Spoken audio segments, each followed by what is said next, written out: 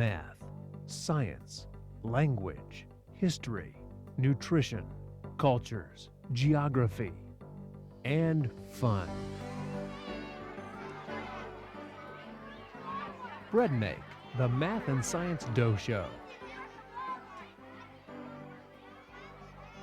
There's a lot more than fiber and good nutrition in a loaf of bread.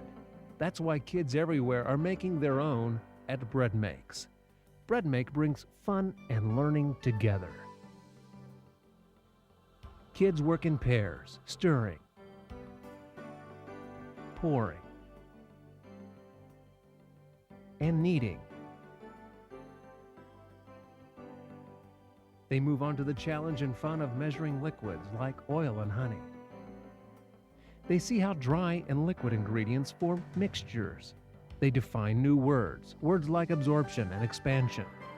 They learn the impact of timing and temperatures. From the moment they wash their hands and tie on their aprons, they're riveted on their very own loaves of bread taking shape.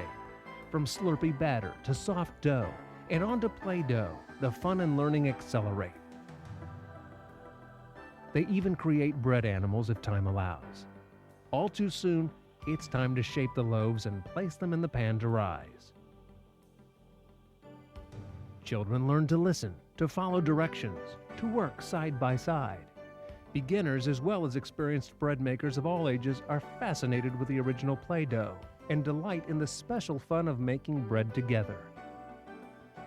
Bake the risen loaves on site or let the children take them home for baking with family and friends. Everyone knows that bread is good for you, but did you know that the process of making bread involves many different skills? Students from Timber Grove Elementary had the opportunity to enhance their math and science skills by making their own bread. Take a look. It was a day of excitement for students from Timber Grove Elementary when they had the opportunity to do a hands-on activity that involved making their own honey wheat bread. Not only did the students learn how to make the bread, but they also learned about each natural resource. This is a mineral, but it comes from the earth. It's called a natural resource, and I know you're going to get to that this spring with your science classes. So anything that comes from the earth that's made naturally, we call a natural resource, just like the wheat that we use to make our flour. In addition to learning about each natural resource and where it came from, students enhanced their science and math skills by making predictions, using sensory observations, and measuring the ingredients on their own.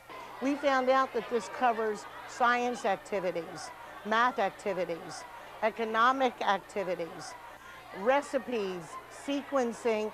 There was just nothing about it that we didn't think was extremely helpful. Students enjoyed the hands-on bread making activities so much that they couldn't wait to take it home and bake it. I'm looking forward to eating my honey wheat bread tonight. Although science and math skills are very important, bread specialist Stacy Nevin hopes that the students will learn good eating habits from this activity. Remember, eating whole grains, such as this honey wheat bread here, is essential for a good diet. Gloria's philosophy is not only are the children learning how to have a good time and all the math, the science, nutrition, but mainly the nutrition. They're learning that Twinkies aren't the best thing to eat. They can also have something like this honey wheat bread that's good for them. Teachers agreed that the bread making activity is a hit with the students. So far, it is actually exciting. I can't wait to see their bread. They're talking, they're moving, but they're wonderful. They're into the activity that they're doing because when they participate, they remember. It's just wonderful. If you'd like to learn more information about Breadmake, visit their website at www.breadmake.com. For BCPS News, this is Alice Trandai. For the 5th grade class at Friends School, it was a day of fun and also a day of helping others. As Rob Roblin reports, it was hands-on community service for youngsters who show us the meaning and the importance of our daily bread. They came dressed to make a mess, and it didn't take these 5th graders long to make a mess. Their job to make bread. Their teacher, their bread make instructor, Gloria McAdams. Everybody needs to have a bowl between them and their partner. Mrs. McAdams has been teaching bread making since 1975. She knows what the youngsters like. Flour and 5th graders go together. It's a lot of fun. get to be all dirty and no one cares. I'm getting kind of messy here. When you're stirring it, a lot of it flings out. It's fun getting the flour and stirring it up, and, well, it doesn't matter if you get it all on you. Mrs. McAdams says these bread-making classes make a lasting impression on the youngsters. They remember this for a long time to come. The other day I was buying flour at the supermarket for one of my classes, and the clerk said, you know, we made bread when I was in school. I said, really? She says, yeah, I still have the spoon. And we talked about it, and I had been the teacher. It's not easy making good bread. When these young folks have finished, 68 loaves of bread will have been baked. If they listen, did it right, they'll have nice, soft, delicious bread like this.